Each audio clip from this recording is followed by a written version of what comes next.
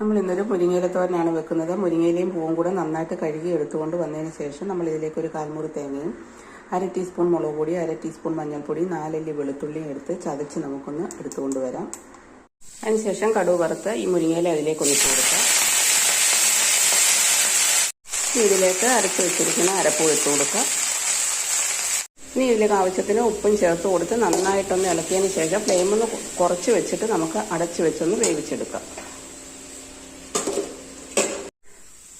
അപ്പോൾ നമ്മുടെ മുരിങ്ങയില തോരൻ ഇവിടെ റെഡി ആയിട്ടുണ്ട്. നിങ്ങളെല്ലാവരും ഇതുപോലെ ഒന്ന് ട്രൈ ചെയ്യുക. വളരെ ഹെൽത്തിയാണ്. ഇഷ്ടപ്പെട്ടാലൊന്ന് സബ്സ്ക്രൈബ് ചെയ്ത് സപ്പോർട്ട് കൂടി ചെയ്തേക്കണേ.